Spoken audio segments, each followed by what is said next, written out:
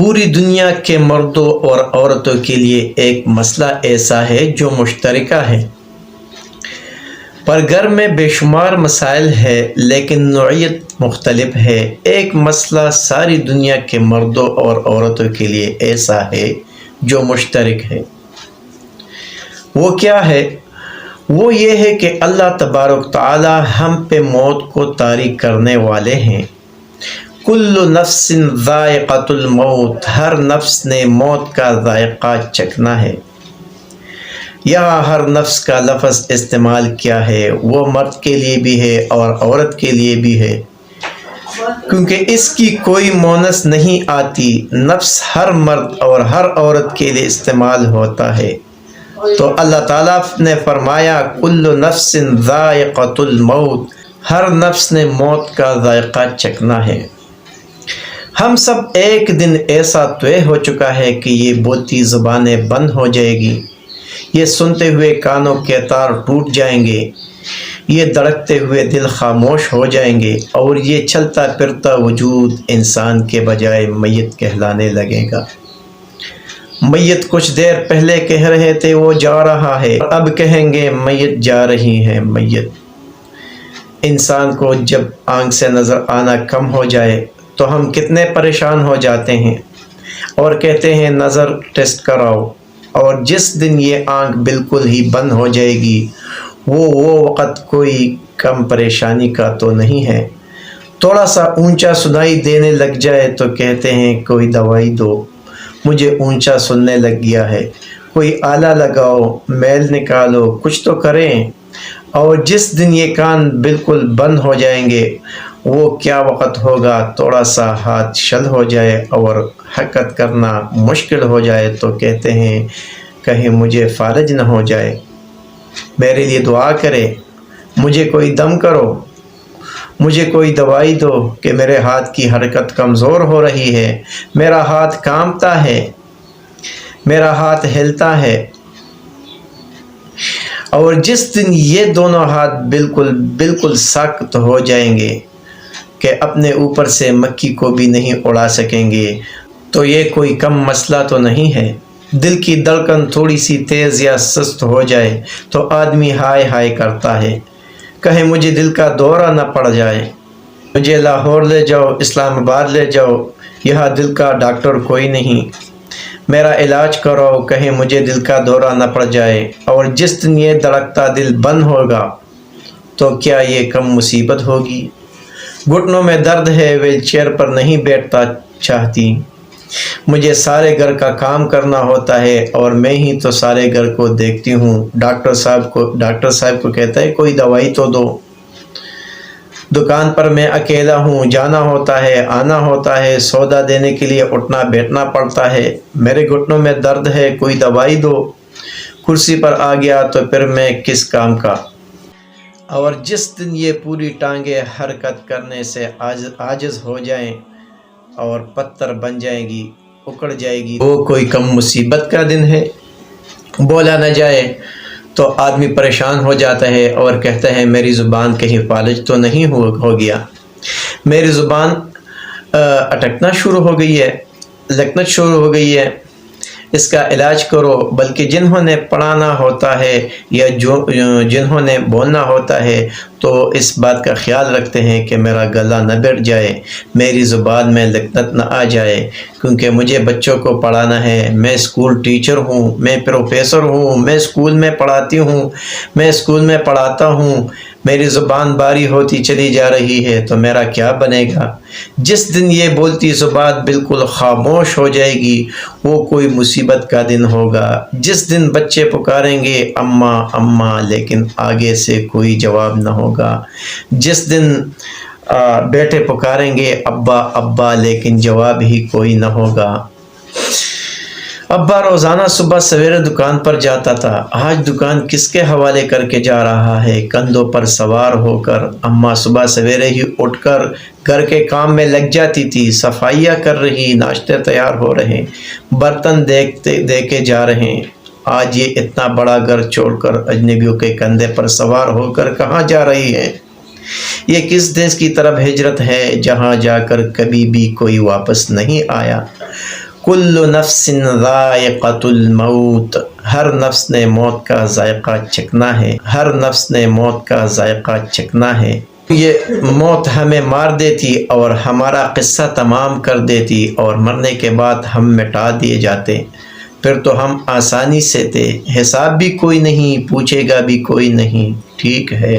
ثم توفون اجورکم یوم القیامہ، جو کچھ تم نے اس بازار میں کیا اور جو کچھ تم نے اپنے گھروں میں رہ کر کیا، اس کا ایک دن میں تمہیں پورا اجر دوں گا یا سزا دوں گا، اس کا حساب لوں گا، اور اس پر جزا و سزا کا نظام چلے گا۔ سب سے بڑا مسئلہ موت ہے میرے بھائیوں اور بہنوں، اس آیات نے ہمیں جکڑ کے رکھ دیا ہے اور موت کو دنیا کا سب سے بڑا مسئلہ بنا دیا۔ یہ دیوانوں کا جہان ہے جو موت کو مسئلہ نہیں سمجھتے۔ مہنگائی کا مسئلہ بن گئی، برتن کا ٹوٹ جانا مسئلہ بن گیا، سر درد میں ہونا جو ہے نا مسئلہ بن گیا، بچے کا ملازمت نہیں مل رہی مسئلہ بن گیا۔ یہ کتنا بڑا مسئلہ ہے کہ موت ہمارے اس جیتے جاگتے پورے وجود کو مٹی کے ڈھیر میں بدل دے گی، اور معصوم بچہ پر ایک تازیانہ پڑتا ہے کیونکہ اس نے تو خالی کھیل کود کو ہی دیکھا تھا، تو ایک دم جب گھر میں ماتم ہوتا ہے تو وہ کہتا ہے کیا ہو گیا ہے، کیا ہو گیا، کیونکہ اس کے لیے تو یہ نئی چیز ہے۔ تو معصوم ذہن پر چوٹ پڑتی ہے کہ یہاں مرتے بھی ہیں۔ ابھی پچھلے دنوں ایک گھر میں ایک بوڑھی عورت فوت ہو گئی، تو بچی، اس گھر میں بچے بھی تھے، بچی نے کہا تو یہ کیوں رو رہے ہیں سارے لوگ؟ اس نے کہا کہ آپ کی دادی اماں فوت ہو گئی ہے۔ تو بچی نے کہا یہ فوت ہونا کیا ہوتا ہے؟ اس نے کہا مر گئی ہیں۔ بچی نے کہا یہ مرنا کیا ہوتا ہے؟ کہا اللہ تعالیٰ کے پاس چلی گئی ہے۔ کہنے لگی یہ اللہ کے پاس کہاں گئی ہے؟ تو یہ تو سوئی پڑی ہے، اللہ کے پاس کہاں گئی ہے؟ یہ بولتی کیوں نہیں، یہ اٹھتی کیوں نہیں، یہ سارے کیوں رو رہے ہیں؟ تو پتہ چلا کہ یہاں جنازے بھی اٹھتے ہیں اور پھر لوگ قبروں میں ڈال کے بھول جاتے ہیں۔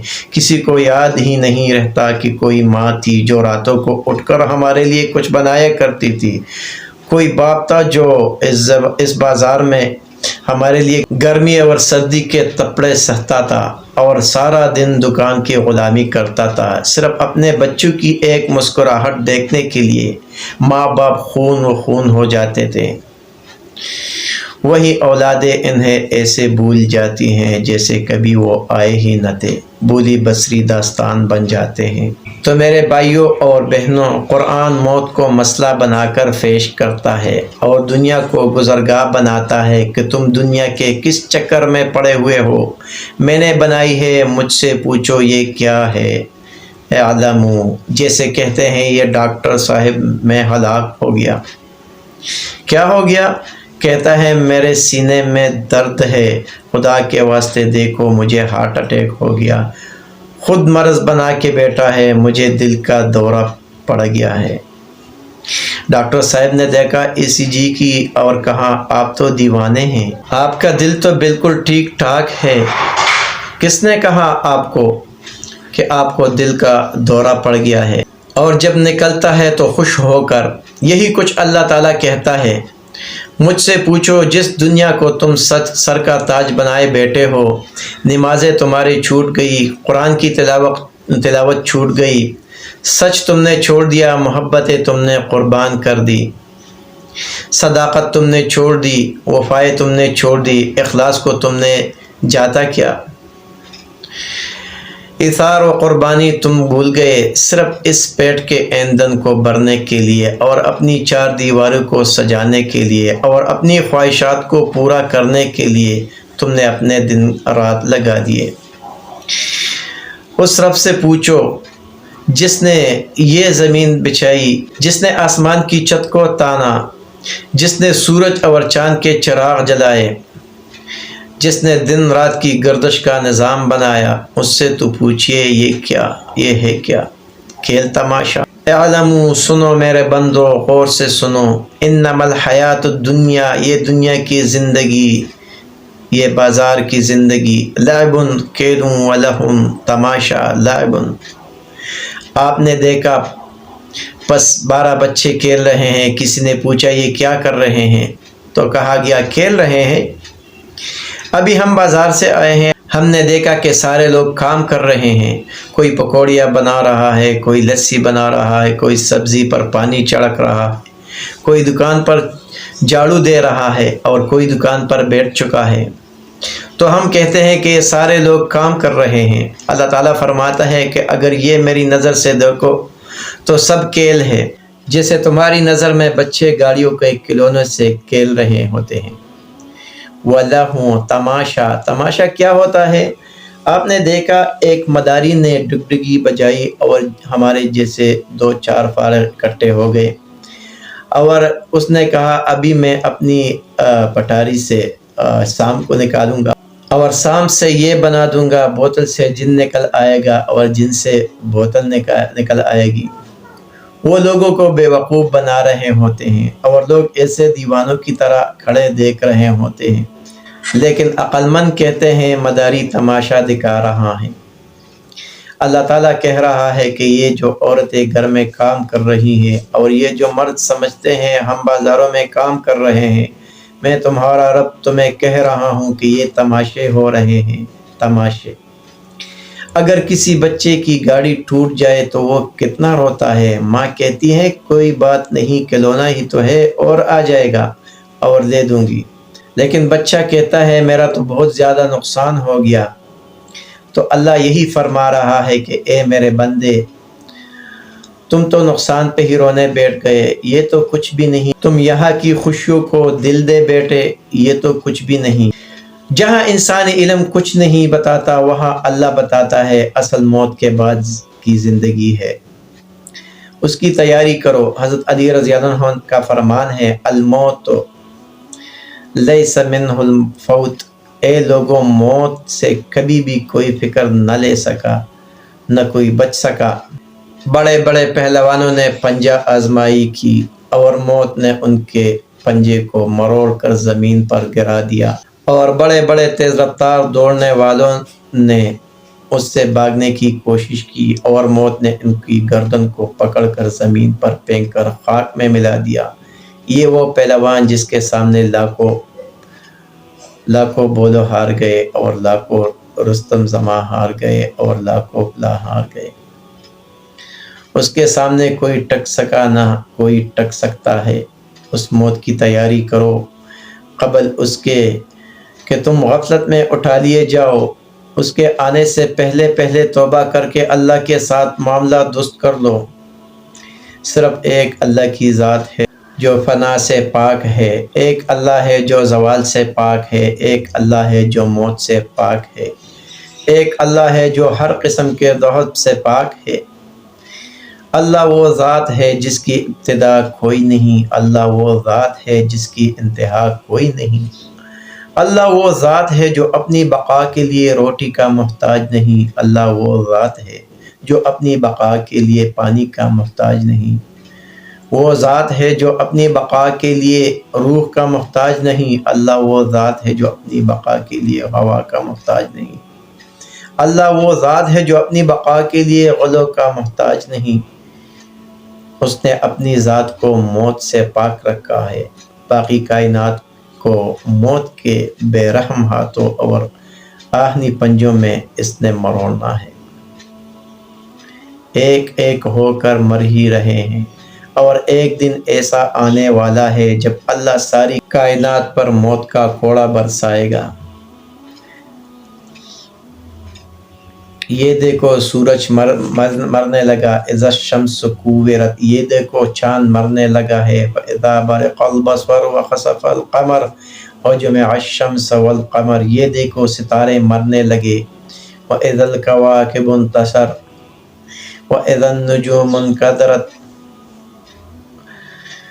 اب یہ ساتوں آسمان اور زمین اور ان کے اندر رہنے والے آج موت کے ہاتھوں ہلاک ہو رہے ہیں، زمین پٹ رہی ہے، آسمان ٹکڑے ٹکڑے ہو رہے ہیں، پہاڑ ریت بن رہے ہیں، سمندروں میں آگ لگی ہوئی ہے، جانور دیوانہ وار جنگلوں سے نکل کر شہروں کی طرف بھاگ رہے ہیں۔ وہ مائیں جو بچوں کو لوریاں دیتے نہیں تکتے، وہ مائیں جو بچوں کو سینے سے چمٹانے نہیں تکتی، وہ مائیں جو بچوں کو میرا لال کہتے ہی نہیں تکتی۔ آج ذرا تماشا دیکھیں، وہی مائیں ہیں آج بچوں کو یوں اٹھا کر پھینکے گی جیسے گھر کا کوڑا اٹھا کر پھینکتی ہے، جیسے گھر کی گندگی اٹھا کر پھینکتی ہے۔